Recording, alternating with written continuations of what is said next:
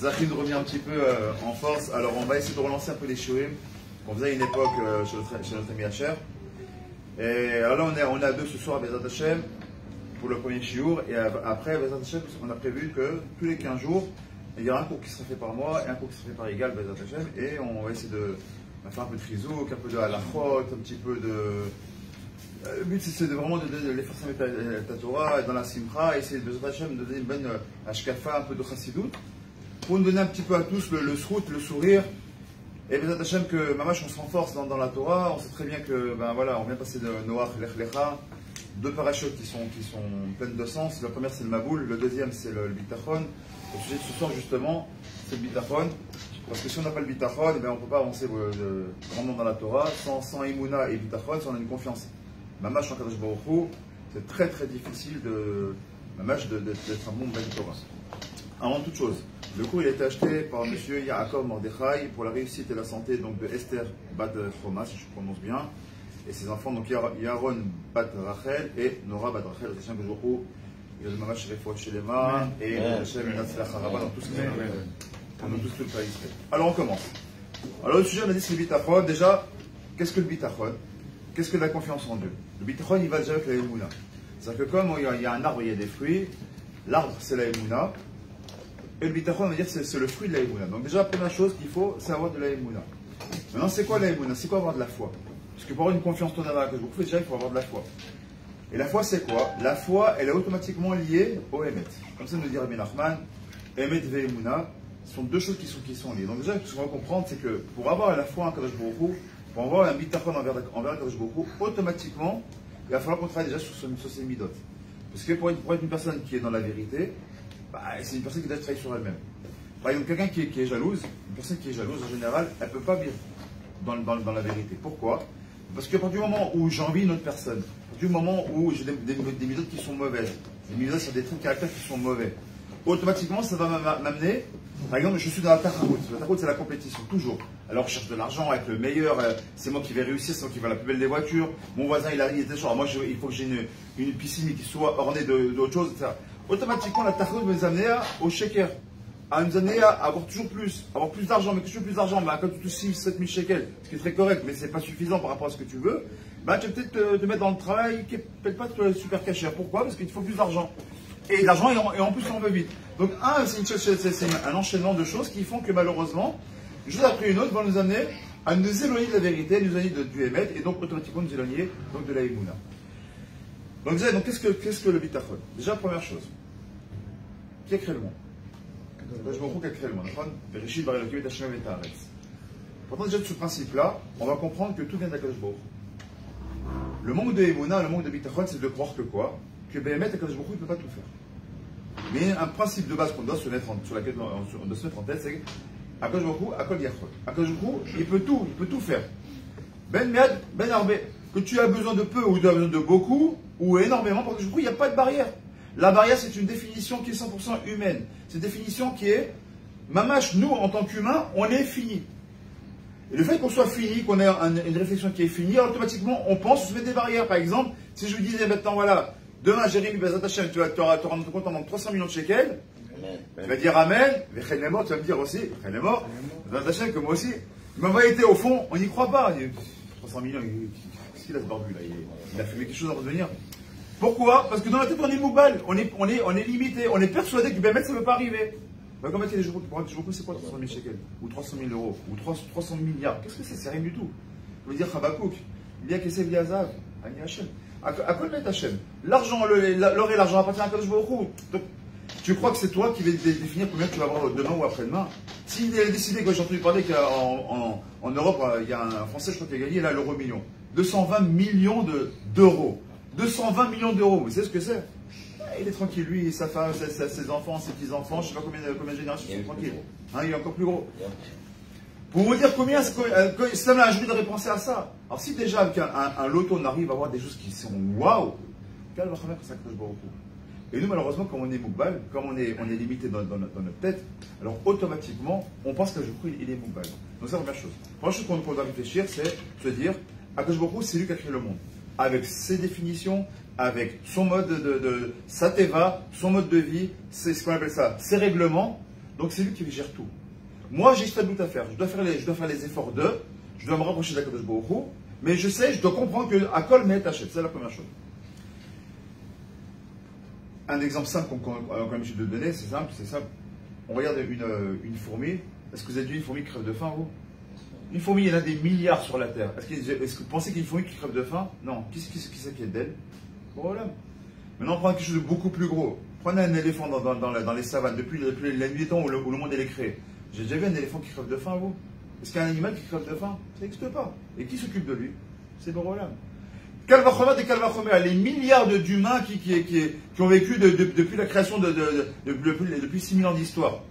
Est-ce qu'il y en a qui ont vraiment crevé de faim? Si ce n'est que malheureusement le fait que l'homme a fait en sorte que, dans sa façon de vivre, on fait crever de faim certaines personnes, c'est l'homme. Des gens qui s'enrichissent sur le dos d'autres personnes, et donc on va appauvrir des pays comme des continents comme l'Afrique, où là-bas on va malheureusement mourir de faim. Pourquoi? Parce qu'à cause de d'autres personnes qui ont là-bas puisé tout ce qu'il fallait, ou ce qu'il ne fallait pas, malheureusement. Mais en vérité, est-ce que je prie, il est doeg? Quelle va première? Je vous pose une question maintenant en tant que juif. Est-ce que je prie, il va laisser un de ses enfants comme ça mourir de faim? Ça ne peut même pas arriver à notre tête. Est-ce qu'un papa, il resterait, je parle d'un homme normal, hein, on est dans une génération un peu bizarre, un papa normal, est-ce qu'il va laisser crever de faim son enfant? C'est impossible. Kalvachomer et Kalvachomer, Borolam, tu es le père de tous les pères, est-ce qu'il va laisser ses enfants avec quelque chose qui va lui manquer? C'est vrai que chez l'autre. Alors bien sûr, on va se poser des questions, parce que si c'est comme ça, si c'est si facile, alors pourquoi on a des difficultés? Alors on va essayer de répondre tout à l'heure à toutes ces questions. Comment arriver, Bezat Hashem, à vivre dans le bitachon, dans l'absolu du bitachon? Maintenant, ce qui nous empêche de tout ça, tout à l'heure on a parlé des midot. Une des midas principales qui nous empêche, qui nous empêche d'aller plus loin, c'est la dahaga. C'est quoi la dahaga? C'est le fait de s'inquiéter, de penser au demain. Je ne vais pas y arriver. Et si je fais ci, comment je fais ça? De se poser des questions. Et là, mais comment? Alors ça commence déjà le plus jeune âge. Parce que l'homme, il est fait comme ça. L'homme, il a été fait dans sa nature même de l'homme, c'est comme ça. Rappelez-vous quand on était enfant. Donc, monsieur avant, peut-être quoi que c'est toi aussi. Quand on était petit, on avait ici on a toujours joué au binachon, c'est un sac de binachon. C'est quoi notre dahaga quand on avait 6-7 ans? Combien de billes je vais gagner? Combien je vais en perdre? Combien je vais en retrouver? Ah, j'ai que des bitters. Ah non, là j'ai des, comment on appelle ça, les œils de machin là. Hein, j'ai les bigarros, j'ai les machins, ça c'est une espace, ça c'est. Bon, je vois plus quel temps. Mais notre daga c'était quoi? C'était d'avoir des billes et de ne pas les perdre, etc. Ou d'autres jouets. C'était ma première daga. Quand je commençais à grandir, être un peu plus sportive, j'ai commencé à jouer au foot. Ah, je suis le shoer, comment on dit shoer? Je suis le gardien de but. Et je vais arrêter le but du copain adverse. C'est ma daga à ce niveau-là. Parce que je suis une petite daga, mais je suis déjà doeg. Je suis petit, je suis déjà doeg. Et plus on va grandir, et plus cette daga va arriver. Est-ce que je vais avoir une bonne note? À l'époque, on était noté sur 20 en France. Est-ce que je vais avoir un 14 sur 20, 15 sur 20, un 20 sur 20? Ou est-ce que je vais aller, ou alors je vais avoir un 8 sur 20 et les parents ils vont me gronder? Une autre daga qui est différente, mais encore une autre daga. Et ça, si on regarde bien dans la vie de l'homme, ça nous suit jusqu'à aujourd'hui. On va prendre des exemples. Quand je vais grandir un peu plus, est-ce que je vais passer de la classe ou est-ce que je vais redoubler? Est-ce que je vais dans les premiers, est-ce que je vais dans les derniers? Puis quand on va grandir, est-ce que je vais plaire? Même dans la Torah, l'homme il cherche à plaire à une jeune fille parce qu'il faudrait qu'il se marie. Et la jeune fille pareil, il faudrait qu'elle va donc commencer. Est-ce que je vais commencer à plaire? Pas à plaire. Est-ce que je suis beau, je suis pas beau? On a des dagotes. Quand on est adolescent, on a d'autres priorités. Est-ce que je vais avoir mon permis? Pas mon permis, si mon permis, est-ce que je vais avoir une voiture? Et bien avoir mon permis, il faut que j'ai un travail. Est-ce que je vais trouver un travail? Et encore, dagot. Et on s'inquiète comme ça. Et quand on a trouvé un travail, on a une petite voiture, oui, mais attends, maintenant il faut que j'en achète de me marier. Et j'ai trouvé le bon conjoint. Je l'ai trouvé. Ben, est-ce qu'il va être bon, être un bon mari, une bonne femme? Parce que ben, quand je vois tout ce qui est autour de moi, et celui-là il est garou, celui-là il est divorcé, celui-là il est divorcé. Est-ce que moi j'ai trouvé le bon zivouk? Est-ce que ça serait ma vache le bon zivouk? Après, est-ce que une fois que je suis marié, est-ce que je vais avoir des enfants? Une fois que j'ai un enfant, est-ce que je vais avoir un deuxième enfant? J'ai un garçon, j'ai une fille. Et maintenant que j'ai mes enfants, est-ce qu'ils vont grandir dans le chemin de la Torah? Dans le Tarbout Tov, comme on dit tout simplement déjà. Puis quand ils vont commencer à être dans le Tarbout Tov au prochain, mais est-ce qu'ils vont se marier? Et hop, les dagotes que tu avais pour toi-même, maintenant tu les as aussi pour tes enfants. Tu vois, c'est fini, mais c'est pas fini. Est-ce qu'ils ont une bonne parnassa? Mais s'ils se marient eux-mêmes, est-ce qu'ils vont être heureux? Ils vont trouver l'appartement? Est-ce que mon fils il va trouver le travail qui lui va bien? Est-ce qu'il va lui mettre des enfants? Et quand tu as des enfants, bah, tu deviens grand-parent. Comme tu dis mes grands-parents, mes petits-enfants comme eux, ils vont manquer de rien. Et attends, je vais m'en occuper. Attends, lui il est malade. Oh, alors tu dis, attends, en fait, je suis né. Depuis que je suis petit, est-ce que je vais partir passer en 20 ans? Je fais des dagas? La réponse est oui. Oui, sauf si Béhémet, on vit avec Akadosh Baruch Hu. Si on vit avec Akadosh Baruch Hu, si on met Akadosh Baruch Hu dans notre vie, si Béhémet on a un bitachon, si Béhémet on a une émouna, alors on met maintenant Akadosh Baruch Hu dans le cercle de notre vie, alors Béhémet, toutes ces diagones, elles explosent. Toutes ces barrières qu'on a mis, elles vont exploser littéralement. Pourquoi? Parce que Béhémet, Akadosh Baruch Hu, je ne suis pas tout seul. J'ai le plus grand des garants. Je dois acheter un appartement, Baruch Hashem. Ok, mais j'ai besoin de garants, j'ai besoin de... Ok, mais tu as le plus grand des garants. C'est Brola, Yuké, Vavké. Est-ce que tu fais en sorte? Tu veux un travail, tu as un mari, tu veux te marier, tu veux avoir des enfants. Mais Akadosh Baruch Hu, dans ton cercle de vie. Et tu verras que Béhémet, il n'y a plus de Dagot. Parce que tu as su qui t'appuie. On continue un petit peu avant que je donne la parole à Egal, Bezat Hashem. Donc la seule erreur je finirai avec ce mot-là, la seule erreur qu'on pourrait faire, et qui est une grossière erreur, c'est de se dire, ok, je suis capable de tout gérer par moi-même. Je suis capable de tout faire par moi-même. J'ai des gros biceps. Mes problèmes de vie, mon voisin qui me prend la tête, c'est mes biceps qui vont gérer. J'ai un problème de parnassa, je travaille comme un chameau, le jour et la nuit. Bezat Hashem, quand j'ai des problèmes d'argent, je travaille comme un chameau. Mais quand tu mets tout sur toi-même, c'est ce qu'il te dit. Il n'y a pas de problème. Débrouille-toi. Tu me mets hors jeu, il n'y a pas de problème. Moi, je suis fair play, je suis très fair play. Tu veux me mettre hors jeu, mais c'est rabat. Débrouille-toi. T'as des problèmes de parnassa, débrouille-toi tout seul. T'as des problèmes avec ton voisin, tu crois que c'est ton horaire vie qui va te sauver ta vie, qui va te sauver ton bête mishpat. Débrouille-toi. T'as un problème de santé, tu crois que c'est le professeur ou le docteur qui va te guérir. Débrouille-toi, mets-toi, je te mets dans ses mains. Débrouille-toi. Je dis pas encore une fois, on se trompe pas, qu'il ne faut pas faire ishtadout. Vadaï fait ishtadout. Quelqu'un qui a un bête mishpat, vadaï qui doit avoir un avocat. Quelqu'un qui a un problème de santé, vadaï qui doit aller voir un médecin. C'est vadaï qui veut travailler, qui a besoin d'argent, vadaï qui doit y aller travailler. C'est même pas une chéla. Mais ça, c'est que l'effort, c'est la clé, c'est comment on dit, le trigger, comment on dit trigger, le déclencheur. C'est celui qui va déclencher la chose. Mais que ce qu'on doit penser, que toute la sacha, elle vient de qui? La sacha, elle vient uniquement de Berola. Et si on met ça que beaucoup, alors Bezat Hashem, Béhémet, on pourra vivre ça sereinement. D'accord, bonsoir. Alors, bon, très bien dit, au Hachem. Non, quand nous on voit dans la paracha de cette semaine, celui qui vient et qui symbolise le plus le bitachon et qui nous a inculqué ici et qu'on a pris comme ça les gènes du bitachon, c'est qui? Bien sûr, c'est Avraham Avinu. On voit que, bon, Hachem, Avraham Avinu, qu'est-ce qu'il a? À part bien sûr toutes les épreuves qu'il a fait, qu'il a subies, où il est arrivé. Et on voit qu'à un moment, dans la paracha, le Jouarou, il vient. Et qu'est-ce qu'il lui dit? Mais alors, comme vous savez très bien, comme on raconte aux enfants, prends ton fils, celui que tu aimes, lequel, et c'est parti de la discussion, il a compris maintenant que c'était Yitzhak, celui qu'il aime, d'accord? Et va le sacrifier. Maintenant, juste on ne comprend pas. On s'est battu pour une chose. Avraham Avinu, il a commencé dans les parachutes qu'il faisait avant, il a quitté sa terre, il a quitté sa famille, il a fait des missions de nefesh, des dons de soi incompréhensibles. Chaque il est arrivé à un niveau ultime, Akadosh Baruch Hu vient lui demander, va maintenant exécute ton fils. Va donner ton fils en corban, je vais le prendre pour moi, entre guillemets. Et qu'est-ce qui se pose comme question à Avraham Avinu? Il dit à ce moment-là, alors quoi? Alors tout est foutu là.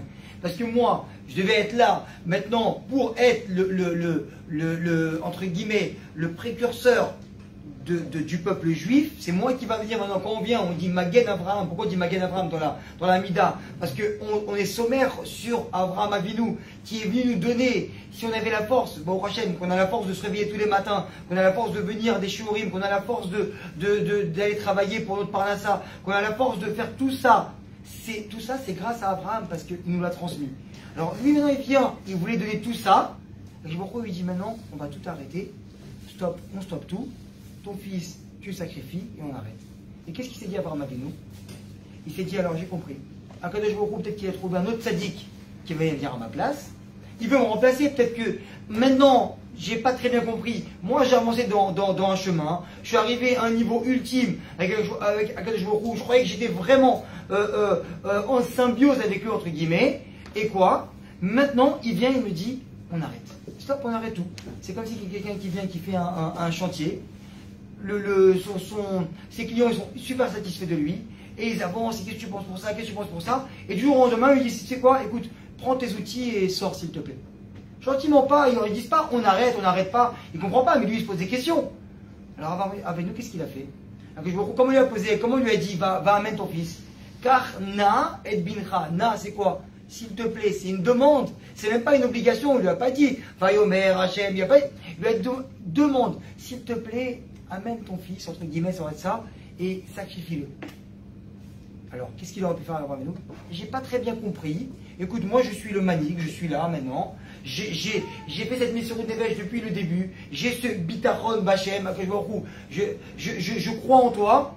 Je vais faire, entre guillemets, il aurait pu faire semblant de mal comprendre et dire quoi? Bon, il m'a juste demandé, c'est pas grave. Sauf qu'on vient, la pizza, elle arrive. Écoute, c'est quoi? C'est moti, c'est maisonnote? Ouais, tu viens, je sais pas. Ça doit être maisonnote, allez, je peux me laver les mains, je peux faire des cartes Amazon. Tu peux, des fois, malheureusement, essayer de chercher un peu comme ça. Alors, Karna et Bincha, prends s'il te plaît ton fils. Là, on peut se dire, écoute, moi, je sais que je suis collé comme ça avec les joueurs roux. Moi, j'avance. Laisse. Non. Qu'est-ce qu'il a fait, Abraham? Il dit peut-être que quoi?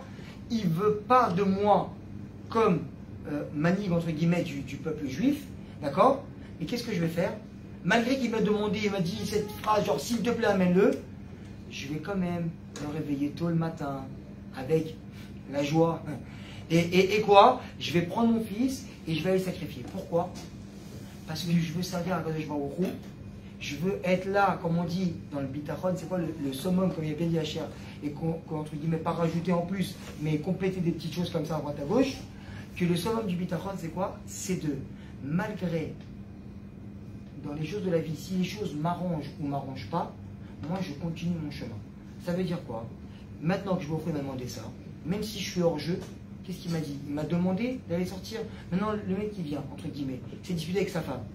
5 minutes avant, elle lui a dit, écoute, tu peux me sortir les poubelles s'il te plaît, tu ramènes les enfants à l'école. Maintenant, il est arrivé, qu'il lui sort une histoire sur sa mère, machin, on s'en fiche. Il se pointe avec elle. Alors laisse tes poubelles et ramène tes enfants. Et il sort. Non, c'est pas ça que je vous demande de faire. C'est que je vous il va venir, il va te ramener des épreuves dans ta vie. Parce qu'il a besoin que tu grandisses avec ces épreuves-là. Mais il veut quoi? Il veut que malgré le fait qu'il y ait des descentes et qui sont prévues pour ça, et que Hachem t'a prévu ces descentes-là, il veut que toi tu continues ton chemin. Alors qu'est-ce qu'il a fait avec Abraham Avinu? Il a dit que moi je vais venir. Malgré que tu me l'as suggéré, tu me l'as demandé, je ramène mon fils quand même. La chose la plus chère que j'ai attendue toute ma vie. Et je vais quand même le sacrifier pour toi. Et quoi? Pourquoi? Je vais sacrifier pour... Il est en train de chanter. Et quoi? Je vais le sacrifier pour toi. Seulement pourquoi? Alors, mais les Kabel Pras.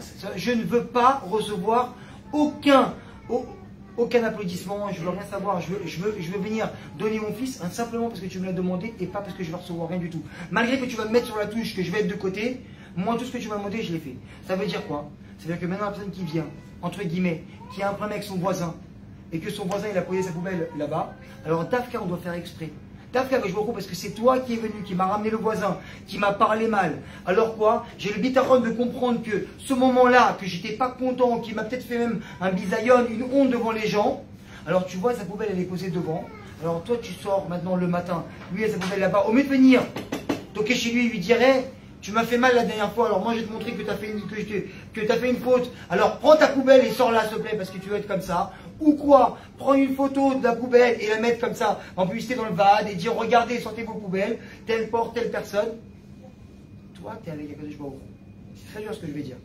Il t'a fait mal, toi tu dis Akadosh Baruch Hu. Ça, c'est toi qui me l'as envoyé, quoi qu'il arrive. Il est venu me faire du mal. Si c'est arrivé devant moi, c'est que c'est mon épreuve.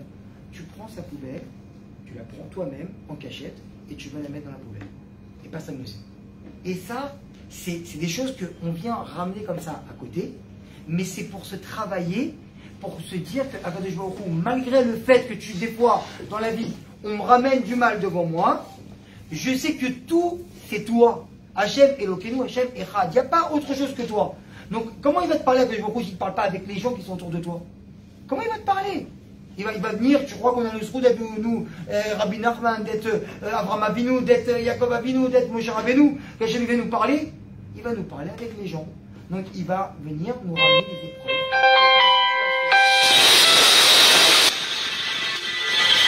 Dans lesquelles on doit venir et qu'on doit se mettre face à ça. Très bien. C'est que quoi? Que maintenant, quand on vient et que la personne malheureusement elle vient, elle fait pas Birkat Hamazon, elle fait pas les brachot, que c'est quelque chose d'ailleurs, mais que quand tu viens et qu'il à la synagogue, tu es le premier, Baruch Ata Hashem, Borem, Mine, Maisonot, et tu viens et tu manges. Fais le même quand tu es chez toi à la maison, parce qu'il n'y a pas, c'est pas que tu es en train de faire maintenant le casting là du tzaddik, que tu viens, que tu dois te comporter exactement. C'est ça le bitachon, c'est que tu le fais pour qui? Tu fais la Torah, tu viens, tu travailles tes midot pour les gens qui sont autour de toi, tu viens attendre ici les applaudissements et dire bravo. Alors il est venu maintenant, la personne qui vient avec son fils, qui lui fait des histoires, quand il voit qu'il y a des gens qui viennent à la synagogue, oh c'est pas bien ce que tu fais, tu devrais t'asseoir à côté, oh, et grande rigoler, et de l'autre côté, moi, tu sors de la synagogue, tu vas dans la voiture, ouah, tu m'as fait honte devant tout le monde, et ta. Alors tu comprends que toi maintenant tu as deux façades, tu as une qui vient, qui est celle que je comporte quand je suis en face des gens, et celle que je comporte quand je suis tout seul. Mais la seule caméra qui est sur toi, c'est celle d'Hachem. C'est celle qui vient, qui te fixe à chaque moment, et malgré les situations qu'il doit y avoir, malheureusement c'est très dur, et c'est ce cours-là, bien sûr, nous quand on fait les shurim, je pense que c'est pareil pour toi, on les fait d'abord pour nous, et nous, avec ça on grandit, Baruch Hashem, on essaie de grandir et s'accrocher à ça, pour grandir, et ça fait profiter encore d'autres gens, Baruch Hashem. Mais qu'est-ce qui se passe avec ces choses-là? On doit venir, et même si le niveau il est haut, de essayer de une fois sur 10, une fois sur 100, on arrive à faire ça, et Bezat Hashem, et on avance, et on avance, et on avance. Ou encore que quoi, encore un dernier exemple, et je vais laisser la parole à Gère, de sortir un livre de Torah, ta journée, avoir un livre de Torah dans la main, dans la voiture, c'est super, parce qu'au moins, au lieu de perdre du temps, des fois tu attends ta femme dans la voiture, elle est partie faire des courses, elle est partie, où tu attends, j'arrive dans 3 minutes, les 3 minutes se transforment en une demi-heure, au lieu de l'appeler tous les 5 minutes et que ça finisse en histoire, tu as un livre de Torah, et tu peux dire voilà, j'ai profité de ce moment-là pour venir et pour pouvoir étudier. Alors qu'est-ce qui se passe? Ne prends pas ton livre de Torah seulement quand tu es devant des gens, tu es à la synagogue, tu dois attendre 2 minutes, alors tu viens, tu étudies. Ou tu te trouves devant la Chazara, tu ouvres ton livre de Torah, non, j'étudie pour la Chazara. Non, je me dis, c'est pas maintenant que je veux voir si tu dis. C'est quand tu es à la maison, que quand tu as ton portable qui est posé ici, là, et quand tu as ton livre de Torah. Et qu'est-ce que tu fais? Tu te poses là ou tu te poses ici? Tu es assis sur le canapé. Est-ce que maintenant tu vas rester en train de flâner et passer ton temps? Ou alors prends le même moment que tu es venu, et toi étudier, mais que la Chazara, de la Hamida, on va pas en d'étudier. Mais non, toi tu ouvres ton livre, tu es en train d'étudier style, waouh, le mec, même pendant un moment de Chazara qu'on n'a pas le droit d'étudier, il ne peut pas s'en empêcher, il est obligé. Alors la même situation, la même chose, tu la prends, tu la ramènes à la maison, tu la ramènes au travail, tu la ramènes là, où tu es tout seul, toi avec toi-même, et avec Jorou, il va venir maintenant, c'est dans ces mêmes cas-là, qu'il va venir te faire un mifran et te dire, alors là, t'es où maintenant? Et ça, le lien. On va essayer de continuer un petit peu. Donc tout à l'heure, on a dit, pour le premier point, on a essayé de définir qu'est-ce que le bitachon. D'accord? On a dit que, simplement, que ce qu'on a dit au début. Maintenant, la question qu'on se pose, la deuxième question, c'est de dire, ok, mais comment j'y arrive? Comment je peux avoir du bitachon? Comment je peux le vivre au jour le jour, comme tu l'as très bien dit? Malheureusement, on a tous ici un sac rempli de fardeaux, d'épreuves, de mauvaises passes. Et qui c'est qui peut lever la main et dire, moi, dans ma vie, tout est halak. Il n'y a rien dans ma vie qui est... Il y a tous, chacun d'entre nous, il a eu son problème de parnassa, son problème de santé, son problème de shalom bayit, son problème d'avoir des enfants, pas des enfants, celui qui a des enfants, est-ce qu'ils sont dans le bon tarbout ou pas tout le temps, et les élèves, qu'on appelle ça, les professeurs qui ont plaidé parce que ton fils il s'est battu à l'école, etc., ton chien qui a mordu la voisine, n'importe quoi. Chacun d'entre nous, il a ses épreuves. Maintenant, la confiance, justement, elle arrive là. La confiance, donc le bitachon. Ce bitachon, comment on le voit? Déjà, comment on arrive au bitachon? Eh bien, souvent, on prend l'exemple, exemples de la vie de tous les jours. Prenez le cas d'un enfant. On prend le cas d'un nourrisson. Pas un nourrisson, un enfant, un nourrisson même. Un nourrisson, je pose la question. Est-ce qu'il s'inquiète, un nourrisson? Est-ce qu'il s'inquiète de ce qu'il va manger? Est-ce qu'il s'inquiète de où il va dormir? Est-ce qu'il s'inquiète de comment il va être habillé? Est-ce qu'il s'inquiète tout simplement du lendemain? Non. Pourquoi il ne s'inquiète pas? Parce qu'un enfant, à cet âge-là, il n'a pas le da'at de se dire que j'ai des da'agot, je ne suis pas en âge de da'aga, je ne suis pas en âge de m'inquiéter, je suis en âge de quoi? J'ai des parents, j'ai ma maman qui est là, c'est sûr et certain qu'ils vont s'occuper de tout. Et pas qu'un nourrisson, même quand il va grandir. Et je peux vous dire, jusqu'à 20 ans, grâce à j'ai des enfants moi, qui ont 20 et 22 ans, pour les plus grands, ben, je peux vous garantir qu'ils ne se posent pas de questions. Tout va bien. Eux, ils rentrent, le frigo il est plein, que la voiture qu'elles en ont besoin, il y a l'essence dedans, il n'y a pas de problème, il y a toujours de l'électricité, il y a toujours tout, il y a le masga, il y a le machin, etc. Il n'y a pas de problème. Si on a quelque chose pour acheter, ils savent très bien que maman va leur acheter ce qu'ils ont besoin, pas de question. Et pourquoi ça? Parce qu'un enfant, il dit de ses parents, il est persuadé que ses parents ils feront tout pour ses enfants. Si on a compris ce système-là, alors BMF, on doit tout simplement l'appliquer pour nous vis-à-vis des Kadosh Baruch Hu. C'est-à-dire que si maintenant on comprend BMF, on le vit maintenant, je parle de l'Ichiot de la chose. D'accord, l'Ichiot de Tava. C'est-à-dire que BMF, on vit la chose. Pas simplement de le dire, parce que dire, ouais, j'ai confiance en ça. Anima, Amin, Bemouna, Shele, oh, c'est une belle chanson. Mais BMF, quand tu viens de cartonner, quand ton voisin que tu peux pas supporter, c'est. Tu viens d'acheter un appartement, allez, prends Dougma. Tu viens d'acheter un appartement, c'est ton premier appartement que tu achètes, tu es content, tu es heureux. Tu as son appartement, et sur ton palier là, le mec qui est en face, c'est un mec qui ne fait pas du tout Shabbat, il met ses, comme tu l'as très bien dit, il met ses qu'on appelle ça là, ses poubelles, ça pue tout le temps. Il a des enfants, Dieu les bénisse, ça crie le matin, le soir, c'est sans fin. Tu te dire, parmi ta part, qu'est-ce que j'ai fait au bon Dieu, le premier appartement que j'achète, H24, je suis avec cette personne-là. C'est pas 5 minutes, ça va durer, bon, le mec qui va passer, ça c'est oublié. Non. C'est un mec que je vais vivre avec lui, peut-être des années entières. Le jour, la nuit, je vais voir sa tronche et ça me plaît pas. Comment je vais réagir avec ça? Comment je vais réagir? Est-ce que je vais m'énerver? Est-ce que je vais taper? Est-ce que je vais. Non. Comme tu l'as très bien dit, BMS, c'est là où va rentrer la Emouna. C'est là où va rentrer le Bitachon. C'est là où BMS, on va dire à Kosh Baruch Hu, BMS, si tu es mis dans cette optique-là, c'est comme ça que je dois te servir. Kosh Baruch Hu, il nous met des fois dans des situations où Kosh Baruch Hu, il veut voir comment maintenant tu vas réagir. Ça rejoint un petit peu ce que tu viens de dire, tout ça, je rebondis sur ça. C'est-à-dire que, quand il est très bien dit tout à l'heure, tu as des gens qui sont allés tzadikim à la synagogue, t'as envie de leur embrasser la main, et quand tu parles avec leur femme, tu dis celui-là, c'est le pire des rachats qui existe. Quand souvent le rabbin, il le dit, tu veux en savoir sur une personne, va voir sa femme. Ou inversement. Tu veux en savoir sur une femme, va voir son mari. Parce qu'à la maison, malheureusement, on ne se comporte pas comme on se comporte devant un public. Mais ça veut dire que c'est quoi ce bitachon? C'est quoi ce truc-là? C'est que Bémet, être et dragoua, c'est comme cet enfant-là qui ne se pose pas de questions, qui arrête, il dit à Rabbi Nachman, arrête de réfléchir, sois plus chacham que le chacham. Quand on dit en hébreu, ne sois pas chacham, ne sois pas trop chacham, ne cherche pas trop comprendre. Parce qu'un vrai chacham, il a une chitsikos méléa. Mais une chitsikos qui aussi, il sait qu'il est vide. C'est-à-dire qu'il doit savoir qu'il a aussi des manques. C'est-à-dire que quoi? C'est que quand tu as du bitachon, Bémet, arrête de réfléchir. Mets-toi dans les mains d'Akadosh Baruch Hu, tout simplement. Dis-toi tout simplement, si aujourd'hui je vais partir pour aller prendre ma voiture, partir au travail, déjà je ne suis pas spécialement en avance, et je mets le contact, et la voiture ne démarre pas, la première réaction c'est de dire quoi? C'est quoi ça? Ma journée les nars, je suis vraiment un noireau, et machin, comment ça va se passer encore 6 heures? Je suis levé du pied gauche, oh papa, calme-toi, calme-toi. C'est juste le maintenant qui ne s'est pas allumé, c'est pas grave. C'est pas grave, les choses sont beaucoup plus graves que ça dans la vie. C'est avant que je crois qu'il va voir à ce moment-là comment tu es. Est-ce que tu es capable d'être à bois, ou tout de suite tu vas remonter sur les grands chevaux, et tu vas commencer à te casser, tu vas commencer à t'énerver, et du coup, comme tu es énervé, tu claques la porte, tu remontes où? Bah chez toi. Ta femme qui n'a rien demandé, parce qu'elle est tranquille. Tu viens, tu t'en prends, pourquoi tu t'en prends? Tu sais pas, mais toi, t'as l'énerve, il faut bien que quelqu'un qui passe, en général, c'est qui? C'est ta femme qui est à la maison. Et les gosses sont là, et tu n'es pas encore à l'école, et tu t'excites. Pourquoi tu t'énerves? Pourquoi tu rentres dans une colère noire, alors qu'en vérité, il n'y a rien? Mais nous, en fait, le Dimayon, c'est quoi?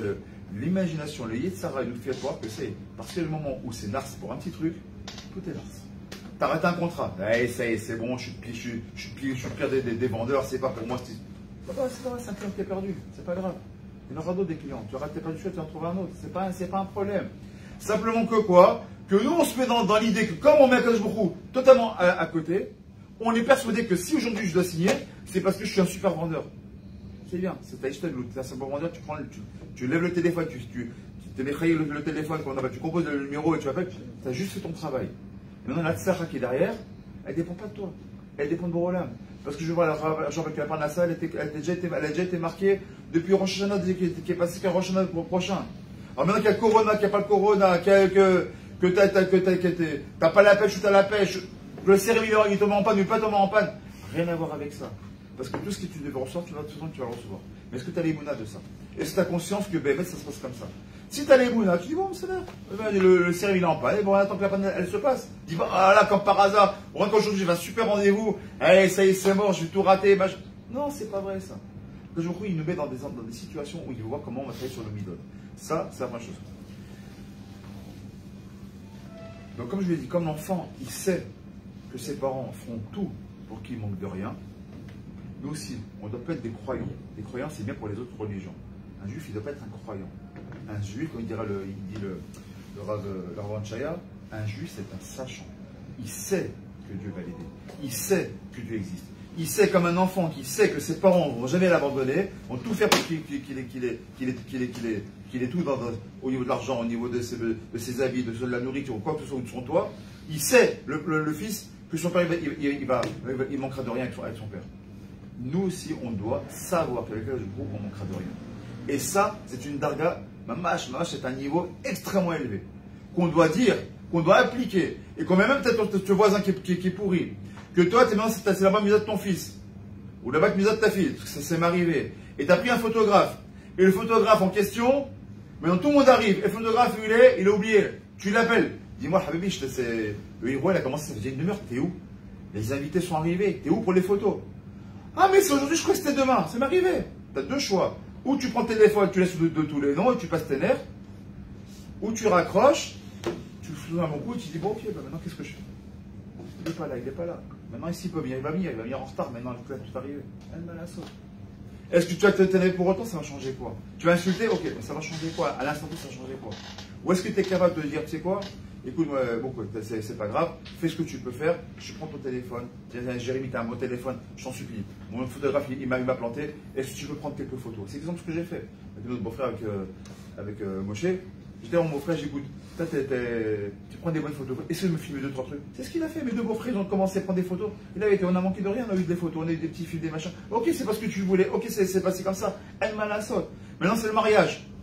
Je prends un cas précis que je connais, comme ça, je les invente pas, c'est quelque précis. Ma belle-sœur, elle va pour le.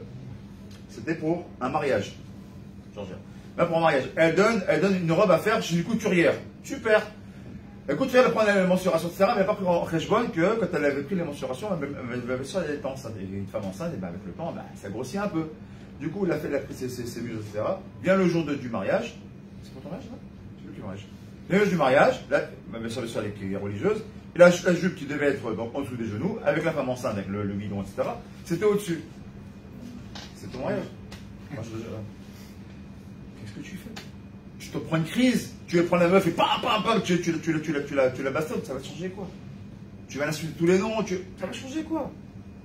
Qu'est-ce que tu fais en ces moments-là? Tu trouves une solution de rechange. Et ça, mes amis, c'est exactement ce que beaucoup attendent de nous. Il nous met des épreuves dans notre vie de tous les jours. Comment on dit une épreuve en hébreu? Nisayon. Tu sais comment on dit aussi une bonne expérience quand tu vas chercher un travail? Je serai Nisayon. Arrêtons de croire que c'est toujours des épreuves. C'est un Nisayon, c'est l'expérience. Je voulais donner de l'expérience, puisque tu vas grandir de ça. C'est quoi l'expérience? C'est quoi l'expérience d'un travail? J'ai fait un travail à droite, j'ai fait un travail à gauche, j'ai acquis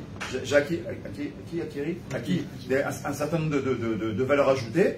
Quand j'ai trouvé maintenant dans un prochain travail, cette valeur ajoutée de mon premier travail, de mon deuxième travail, il faut que pour mon troisième travail, j'ai une vraie valeur ajoutée parce que j'ai appris, j'ai du nisayon, j'ai de l'expérience. Akash Baruch Hu, c'est ce qu'il fait dans la vie d'un homme pour qu'il se construise, pour qu'il grandisse, pour qu'il ne reste pas le gamin dans sa tête, parce qu'il doit comprendre que quand il a 20 ans et que maintenant il a 40 ans qu'il est marié et qu'il a des enfants, mais il n'a plus l'âge de son fils. Il ne doit plus jouer avec sa petite Game Boy. Le Game Boy, c'est pour ton fils de 10 ans. Grandis, toi, parce que si à 40-45 ans tu joues encore à la Game Boy, je ne dis pas dans une petite soirée de temps en temps, il y en a qui kiffent ça, bon, c'est un choix. Je ne dis pas ça, d'accord? Mais tu as des mecs qui ont 40 piges et qui régulièrement, tous les jeudis, ou tous les je sais pas quoi, ils ont leur soirée entre copains, machin. Ouais, t'as pas passé l'âge. À 40-45 ans, il a très bien dit. Prends un livre de Torah, t'as passé l'âge. À 20 ans, je veux me marier, tu fasses encore des trucs comme ça, à 25 ans, je peux comprendre. À la mi-départ, je peux comprendre. À un moment donné, ça y est, là-bas. Grandis, t'as du nisayon. T'as acquis certaines choses. Tu dois grandir dans ton esprit. Donc, il nous donne des fois des expériences pour justement grandir, mais on grandit à une seule condition. C'est qu'on accepte l'épreuve et on voit la main d'Akadosh Baruch Hu dans chaque épreuve.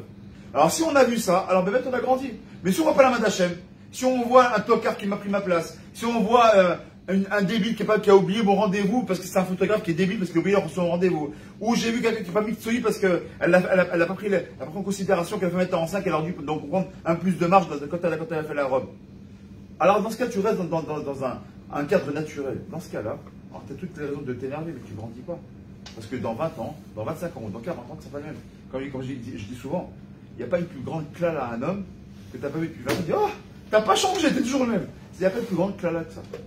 Quand un mec qui t'a pas vu depuis 20 ans, qui dit, ah, mais t'es toujours le même, t'as pas changé, Sauf si, bon, il dit que t'es beau gosse et que t'as pas changé parce que t'es resté beau gosse, bon, ça c'est bien. Mais s'il voit que quand t'as pas changé, c'est que t'es resté le même, mais en vérité, c'est une clala. Si à 20 ans et à 40 ans, c'est 20 ans après, t'es resté le même, c'est que ben, c'est une clala, c'est que t'as pas changé, c'est que t'as rien compris à ta vie. Parce que ben, on va changer, la Torah nous le dit. On doit se marier à 18 ans, à 20 ans, tu dois avoir autre chose. On doit se construire dans la vie, on doit grandir dans la vie. À 50 ans, tu es censé être un papy, un grand-père, quoi. Donc tu dois pas réagir pareil, tu vas avoir des petits-enfants maintenant, ça y est. Tu dois pas être toi le petit-enfant, tu vas avoir toi des petits-enfants. Grandis dans ta tête. Mais ça, comme on peut grandir, les mettre quand on a les attachés. Alors, je vais prendre 5 minutes de plus, comme ça je te laisserai un bon quart d'heure pour finir après. Juste parce que tu as parlé d'Abraham Avinu, et j'aimerais revenir sur la prochaine de l'Ech Lecha, très rapidement. Vous savez que dans l'Ech Lecha, à quel âge il a eu sa première épreuve, sa vraie première épreuve? Vous savez qu'il a eu 10 épreuves. La vraie première épreuve, on l'a vu dans la prochaine de l'Ech Lecha. Mais justement, en l'occurrence, c'est l'Ech Lecha. Va pour toi. C'est quoi va pour toi?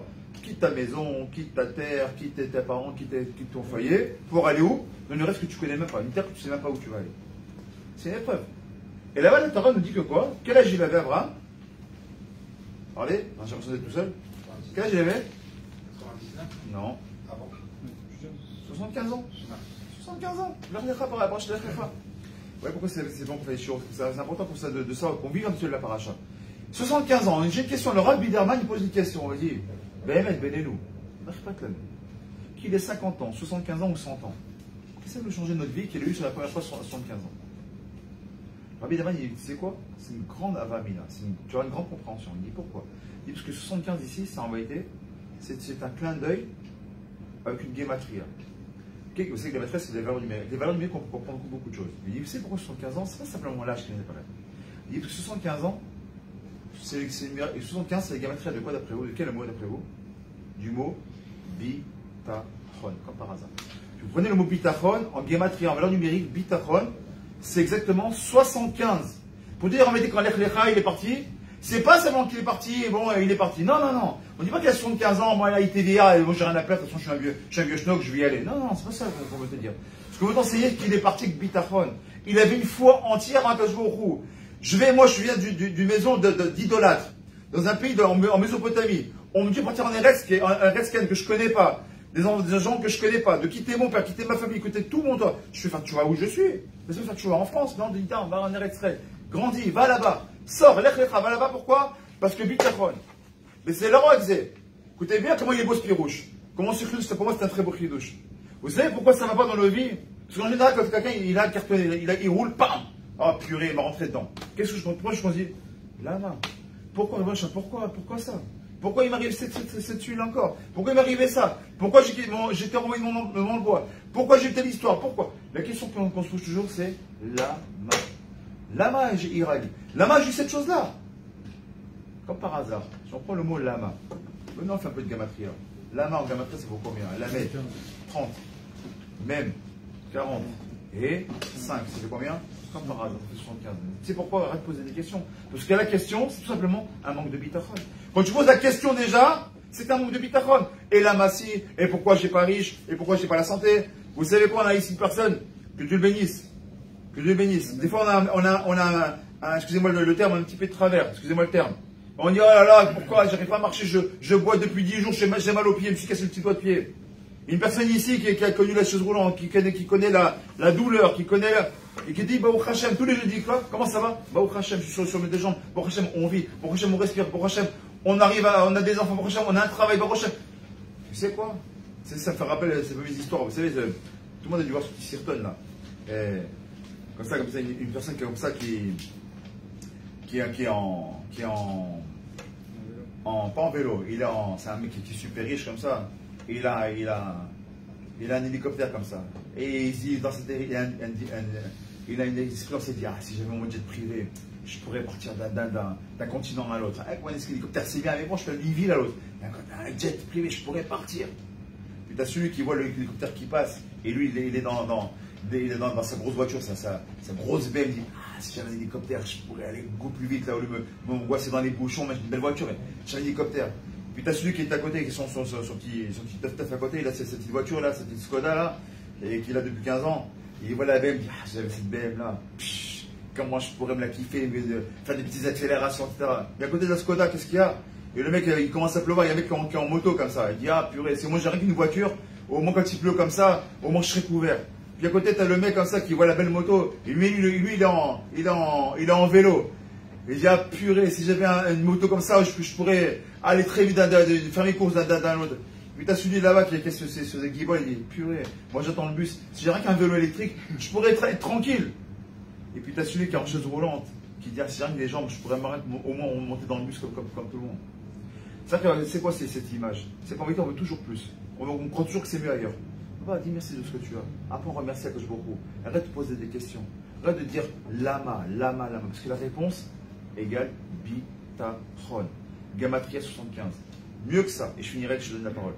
Mieux que ça. Des fois, on dit, ok, je vais quitter mon travail pour faire quoi? Maïe machar. Des fois, il y a des gens qui s'éloignent de nous, comme ils sont le rab. Il y a une misade de se marier, aussi une misade de divorcer quand tu vois que ça va vraiment pas avec ton couple. Tu as tout fait pour que ça marche. Et ça marche pas, même ça marche pas. Et mitzvah de divorcer. Et des mecs disent, ouais, mais maïe machar, qu'est-ce que je vais trouver demain? Qu'est-ce que je vais faire demain? Voilà, il y a des mecs qui disent, tu touches 5000 shekels, papa, tu t'en sors pas. Je suis en train de travail, ouais, mais au moins j'ai un travail. Qu'est-ce que j'aurai demain? Tu n'as pas confiance en un cadeau de beaucoup. Maïe, gamatria quoi? Ma, M, Mem, He, ça fait combien? 45. Iye, Yud, He, Yud, He. Combien ça fait?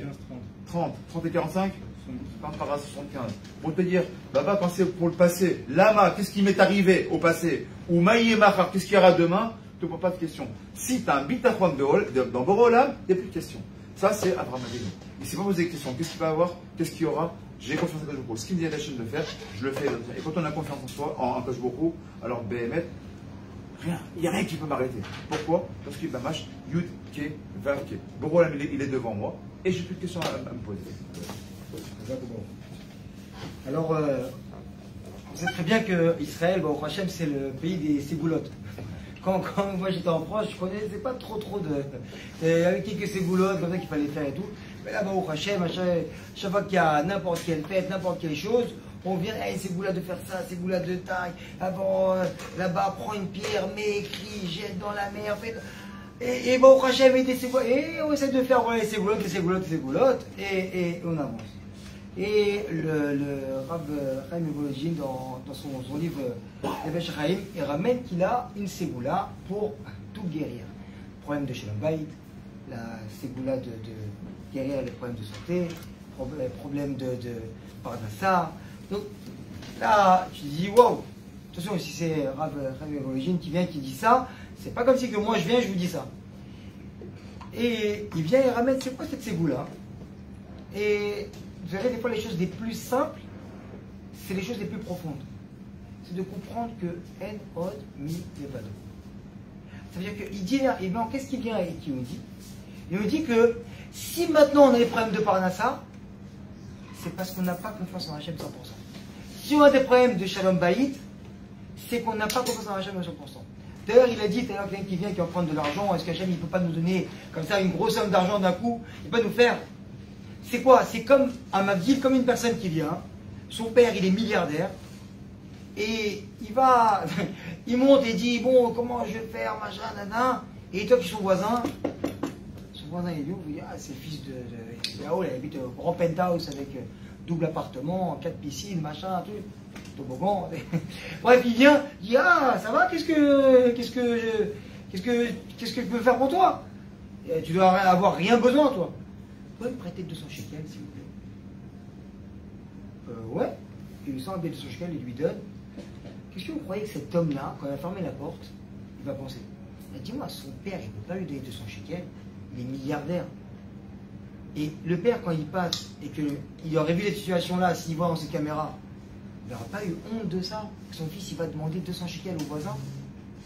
Alors, le Rav là-bas, il vient et il dit quoi? Il dit parce qu'on a des problèmes dans la vie, parce qu'on n'a pas compris qu'Hachem, il peut tout résoudre. Alors on dit c'est facile, parce que tu dis que c'est facile, alors tu donnes une place au fait qu'il y a autre chose qui vient rôle que Akadosh Baruch Hu. C'est que tu viens maintenant ramener que, ouais c'est facile, j'ai ça, moi j'ai fait. Non, dis, moi je ne l'ai pas bien fait. Parce que j'ai peut-être pas bien prié, parce que mon cœur n'était pas assez pur pour penser que il peut régler tous mes problèmes. Et donc, c'est à cause de ça, il dit là-bas le Rav, qu'on a tous ces problèmes-là. Parce que Akadosh Baruch Hu, si vraiment on était 100% émettre, alors il aurait tout résolu. Comme une femme qui vient, qui veut se marier, parti voir le Rav, c'était le Rav Yelkohen, je crois, à l'époque, et lui dit, Rav, moi j'ai 100% des mounas, je dis que cette année je me marie, je machin. Oui, t'as 100% de Emouna de Bitachon, parce que t'as la daga de Emouna, et après l'Emouna, comme on dit, c'est le Bitachon. Alors il dit, oui, t'as acheté la robe? Oui. Quand la cavote, t'as réservé la salle. T'as réservé la salle. Il dit, si vraiment t'as l'Emouna que cette année tu te maries, alors maintenant on vient, réserve la salle pendant 1 an. Et réserve, va prendre 5000 shekels, donne une mikdama, donne une avance à la salle, réserve la salle. Rav, quand même, c'est beaucoup. Alors, tu vois, il y a une petite faille quand même. C'est-à-dire que c'est sûr que quand on vient maintenant, on vient tout le monde. Qui c'est qui a à ce niveau-là de le faire? Alors, on comprend maintenant que quoi? Si maintenant on veut que la Ségoula elle vienne et qu'elle marche, il faut comprendre qu'à 100%, pas 99, parce que je me retrouve comme il a dit Hachar tout à l'heure, il dit quoi? Il dit que si tu viens maintenant, tu comptes un petit peu sur l'autre, alors compte pas sur moi. Mais si tu viens, tu comptes 100% sur moi, alors j'ai avec toi et je vais te sauver de tous les états. Et quoi? Et on voit quand même qu'on gagne 2 choses. On gagne que la première, c'est que quand on est dans l'épreuve et qu'il y a un problème, et qu'on est dedans, vu qu'on sait que ça va se résoudre, parce que justement, on croit à 100% que je va nous sortir de là, parce qu'il n'y a pas le voisin qui va nous aider, il n'y a pas quelqu'un d'autre qui va nous aider, et 100% de confiance, et vous pouvez le faire, ce test-là. Le mec, on peut le faire. Et quoi? Il dit que déjà, tu as déjà moins angoissé dans l'épreuve. Quand maintenant on vient, que la personne est arrivée, je connais quelqu'un qui doit faire un crédit, partir à la banque, il y a une loi qui est passée, je sais pas quoi, bah désolé, en fait, on peut prendre ça en hypothèque, en machin et tout. Elle a fait le dossier, elle lui dit voilà, bah je peux pas prendre votre dossier. Alors il fait, qu'est-ce que je fais? Bah écoutez, vous trouvez 1 million de shekels et vous revenez. Il sort de la banque, et tu fais quoi? Tu fais quoi maintenant? Tu viens, qu'est-ce qui se passe? Ok, tu as un problème maintenant qui est là. Alors tu te dis, c'est grave, mais maintenant j'ai Hachem qui est là. C'est pas la banquière, c'est pas la banque, c'est pas, tu vois bien que autour de toi, les gens, des fois tu viens pour signer un contrat, tu dis lui c'est fermé, c'est sûr que je vais signer. T'arrives un matin, excusez-moi en fait, voilà j'ai eu ça, un virement qui est pas passé, un machin, désolé on annule tout. Et tu vois que tu as tout annulé. Et le mec que tu croyais que tu n'avais pas signé, qu'il ne venait pas au rendez-vous, qu'il n'est pas venu faire les visites pour vendre l'appartement ou n'importe quelle autre chose, il vient, il t'appelle, écoutez c'est bon, j'ai fait le virement, on peut y aller. Parce que tu vois qu'il n'y a rien dans tes mains. Il n'y a rien dans tes mains, parce que quand tu veux faire le malin, tu crois que moi je vais faire comme ça. Et faites tes calculs, et plus on fait les calculs, et plus on voit que je me retrouve, il nous montre qu'il est là. Et quand on ne fait pas de calcul, je me retrouve, il te dit alors maintenant qu'est-ce qui reste? Il reste que moi, viens. Et quand toi tu vas à fond, alors qu'est-ce qui se passe? C'est quand à ce moment-là? C'est quand maintenant il n'y a plus la banque, quand maintenant il n'y a plus le Shalom Bayit, dans les deux. Quand maintenant il n'y a plus rien, que tu es seul à la maison et que tu as maintenant, que tu dis au moins je suis seul et que j'ai la santé et que l'ONU tu reçois que l'ONU et l'autre il vient, il a reçu une tâche là où il ne faut pas dans le scanner et qu'en même temps il reçoit une lettre de son propriétaire comme quoi il doit vendre l'appartement, il faut qu'il dégage l'appartement. Alors tu dis alors là il n'y a plus rien. Alors, à ce moment-là qu'est-ce qui se passe? L'ONU, au lieu de venir et dire, voilà, comme la plupart des gens qui viennent et qui se disent, bon, alors laisse tomber, je vais me jeter par la fenêtre, et ben tu dis, bah alors il y a autre chose, peut-être que je m'appelle. Parce qu'il m'a tout enlevé. Alors il reste quoi? Parce qu'avant je comptais sur ma maison, avant je comptais sur mon mari, et ben il se trouve qu'il n'y a rien maintenant, il n'y a plus rien. Qu'est-ce qu'il y a? Il reste que moi. Alors viens. Et maintenant viens. Et là quand tu vas, et tu vois que petit à petit, bizarrement, il y a des gens qui doivent aller nous, qu'ils ont. J'étais la dernière fois chez quelqu'un. Elle me disait, ma mère, moi, à 60 ans, elle a failli se suicider, elle a fait des... Et quel âge elle a maintenant? Blainara, 93 ans, et elle va très bien. Et pourquoi? Mais ce moment-là, elle était au bord du gouffre. Mais maintenant, quand tu la vois à 93 ans, bon, elle est vieille, elle est âgée, mais ces 33 ans-là, elle a vécu, elle était là, elle a été beaucoup mieux. Parce que ça passe, parce que ça passe, parce que tout passe. Mais après, je vois où il veut voir quoi? Comment tu vas te comporter pendant le moment où ça ne va pas. C'est tout, parce qu'il va tout te trouver la solution. Et quoi qu'il arrive, ça va s'arranger. Et quoi qu'il arrive, malheureusement, tu as un problème de santé qui est là, des fois il est là. Mais qu'est-ce qu'il y a? Il est là, mais tu dois y avec pourquoi? Pas parce que tu es méchant, pas parce que t'as pas de bol, pas parce que tu n'es pas bien, pas parce que tu te comportes pas bien, pas tout ça. Parce que tu dois passer un petit coup dans ce monde-là des fois. C'est comme ça. Toi, tu viens, tu dois passer 10 ans de galère parce que c'est comme ça. Parce que le gros, il veut te sortir de là, il veut te nettoyer. Alors quand tu es arrivé, alors si maintenant tu viens et tu dis que je vois le gros, moi j'ai galéré. Des fois, des gens ils viennent, ils ont fait l'Alia, ils étaient en France, ils avaient un studio, machin, ils viennent ici. Je comprends pas, le mec il a un travail, un truc, bam, bam, bam, bam, il monte, il vit comme un clochard en France ou autre part, il arrive ici, c'est Las Vegas. Et des fois, tu as des mecs qui viennent, qui ont 15 employés en France, qui viennent ici. Ici, c'est le pays de la Nava, c'est pas le pays de la Gave. Tu viens, tu rentres ici, et boum, et boum, et boum, et boum. Parce que je me trouve, que tu viennes dans l'endroit de Emet pour venir et t'arranger. Et que tu vois que le mec il vient, après 10 ans que j'ai vécu ici en Israël, attention, c'est pas vrai pour tout le monde du tout, parce que je connais des gens qui BMS, ils sont devenus beaucoup plus riches qu'en Roussares. Mais tu dis, après 10 ans de galère, et ben j'ai appris. Le mec il vient, là les Rémois et nous, après 3 ans de divorce, que j'ai pas vu mes enfants pendant 2 ans, et ben j'ai appris à être un papa. Parce que tu pouvais pas l'apprendre autrement. Parce que en gros il vient te dire, là t'es pas bien. Si maintenant tu viens, tu meurs, maintenant je prends ton âme, on donne rendez-vous, ton âme là-bas tu l'auras pas. Tu l'auras pas parce que t'es pas bien. Parce que l'homme il vient, il se juge de lui-même et il croit que c'est le meilleur. Parce que chacun il croit qu'on est les meilleurs. Chacun, c'est pour ça qu'on a des problèmes avec tout le monde, à droite, à gauche, et ça, l'autre il s'embrouille là, et non, et c'est pas comme ça, et il y a le bedding, c'est moi. Parce que pourquoi on croit qu'on est les meilleurs, que quand la pizza elle arrive, que la plus grande part qu'on a visée avec le fromage et machin, c'est là, c'est pour moi, et le truc et tout. Non, c'est pas comme ça. Il dit, quand toi tu crois que tu es dans ce optique-là, alors je vais venir te dire, voilà, je suis là, je vais t'envoyer quelques petites choses à droite à gauche pour te faire comprendre que je suis là. Alors maintenant, il y a 2 solutions. Soit tu joues le jeu et tu passes, et ça va passer, comme ça. Ou soit, de l'autre côté, tu joues pas le jeu, et tu t'angoisses dans l'épreuve, et tu es là, et tu pleures, et machin. Et qu'est-ce que tu vois? C'est que d'abord tu payes ton crédit, et à côté de ça, qu'est-ce que tu vas payer? Que quand le mec il vient, il y a une faillite, tu payes les intérêts. C'est quoi les intérêts? Ton shalom bayit. Et les enfants, tu les calcules plus parce que j'ai pas la force. Vas-y, allez jouer, tiens, prends 200 shekels, vas-y, sors, machin et tout. Ta fille, tu lui parles plus. Alors tu vois qu'après, qu'est-ce qui se passe? Après 5-6 ans, tu ramènes quelqu'un à la maison, mais tu vois, c'est pas ça que j'avais calculé, moi. J'avais pas commandé ça, moi. Moi, je croyais que tu allais me ramener un frère. Mais papa, ça fait 7 ans que tu m'as pas dit je t'aime. J'ai été dehors, il y a un mec qui est venu dans la rue, il m'a dit je t'aime. Et je suis parti.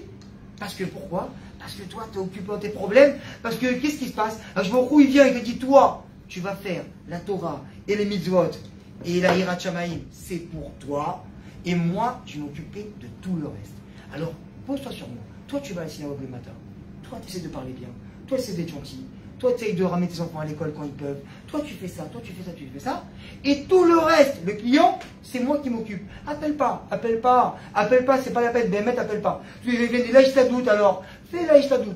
Plus tu fais de Ishtadout, plus tu enlèves HM. Alors, fais Ishtadout. C'est quoi? Ishtadout, viens un peu. Passe un coup de fil. 2 coups de fil. Appelle. Le client, il vient. Tu es parti faire un devis. Chez quelqu'un, tu dois passer ton machin, tu dois faire tes travaux, tes trucs, pas de problème. Va. Tu as fait ton devis, tu as mis ton prix, tout est bien. T'as appelé une fois à lui dire, vous avez reçu mon devis, il te dit oui.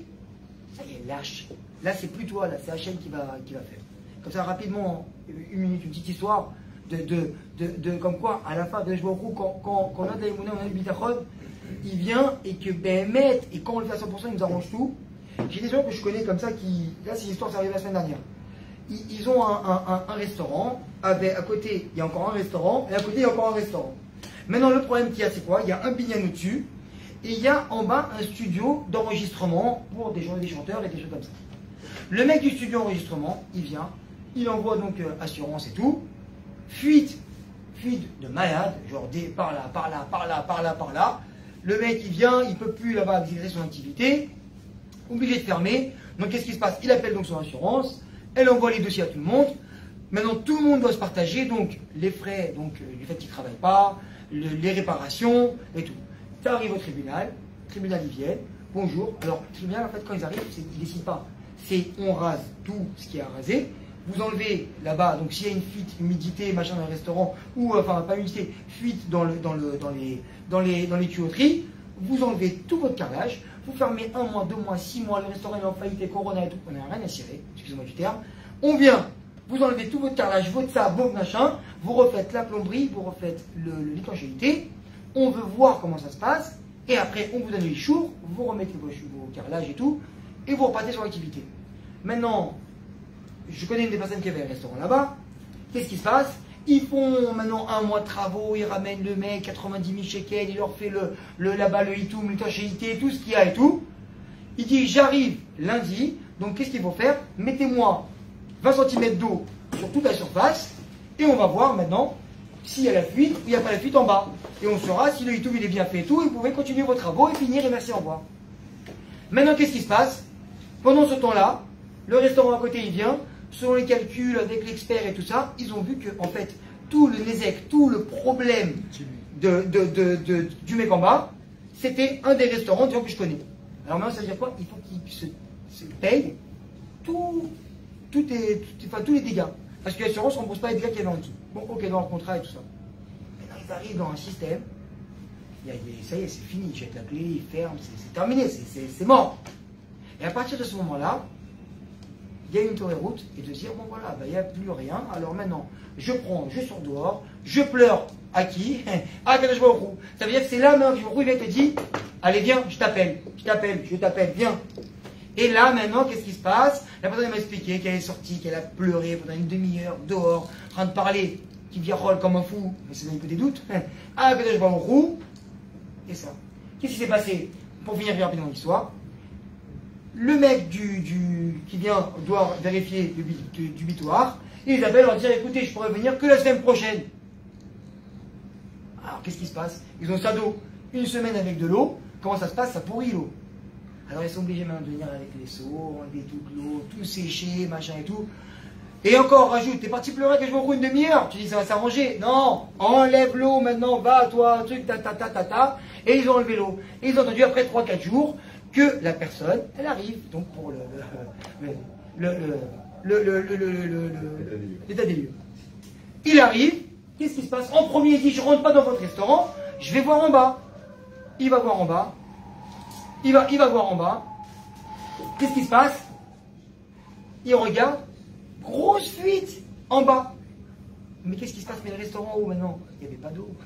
Il a dit enlève l'eau maintenant. Parce que le mec il arrive en retard. Parce qu'ils ont enlevé toute l'eau qu'il y avait au restaurant, était sec. Et maintenant que l'expert est descendu, qui a vu qu'il y avait de l'eau en bas, alors tu vois bien que ça n'est pas du restaurant. Alors maintenant ils ont tout vérifié, ils ont tout fait, ils ont dit remettez vos carrelages, j'ai commencé, c'est fini. C'est que quand maintenant tu viens et toi tu crois que c'est fini, c'est mort pour toi, tu vas tout payer. Je vois quoi il dit viens, je t'appelle, viens me voir, je vais t'arranger les problèmes. Mais viens me voir, toi et moi dans un rendez-vous 100% personne. Voilà. Alors juste pour conclure, il reste 2-3 minutes, on a compris 1 heure de Hachem. Donc, bon, Hachem, donc, Shikor.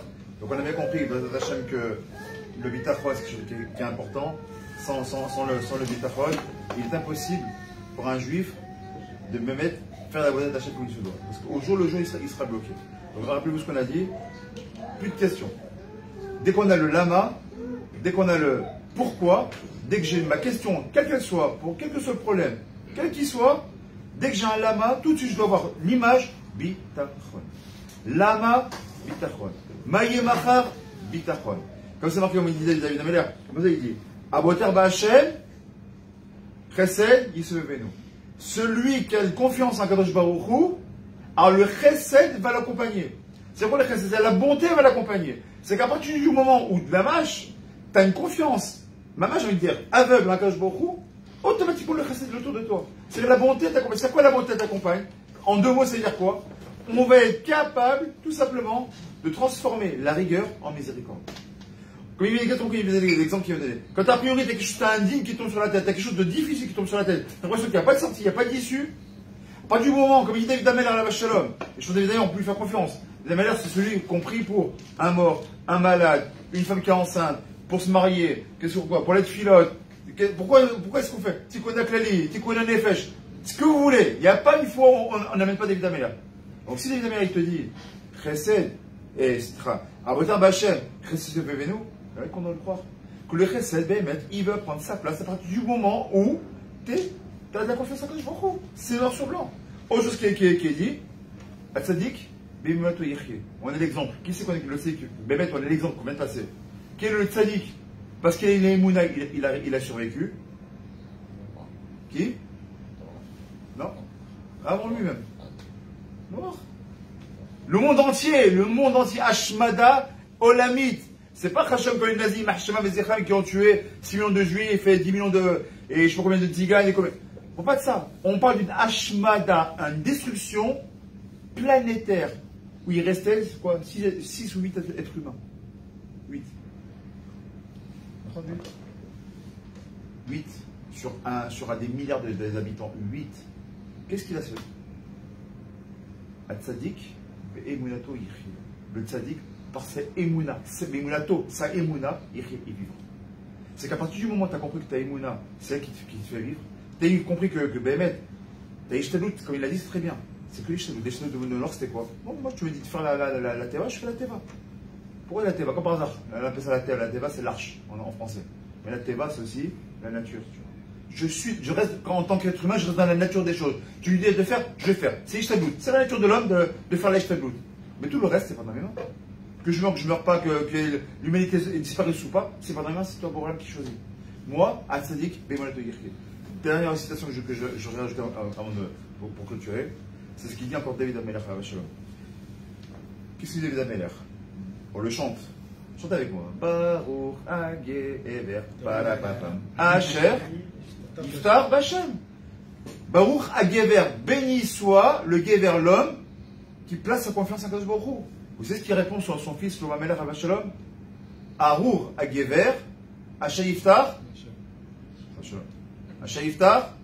Adam. David Amelech à Shalom, il dit béni soit l'homme qui place sa confiance en Kadosh Baruch Hu. Shlomo Amelech il dira, je sais pas quoi il est, qu'est-ce qu'il va dire lui? Il va dire Arur Hagever, maudit soit l'homme qui place sa confiance dans l'homme.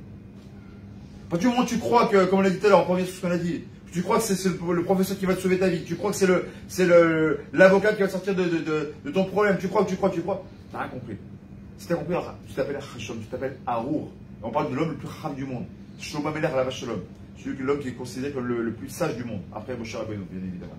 Le plus chacham des chachamim. Il te dit quoi? Arur Hagever Asher Yiftar Ba'adam. Et nous, qu'est-ce qu'on croit? Non, mais tu comprends, si je fais ça, tarboulotte, si je fais comme ça, je vais faire. Mais t'as confiance à Kadosh Baruch Hu. Sois comme un tinoc chez Nishba.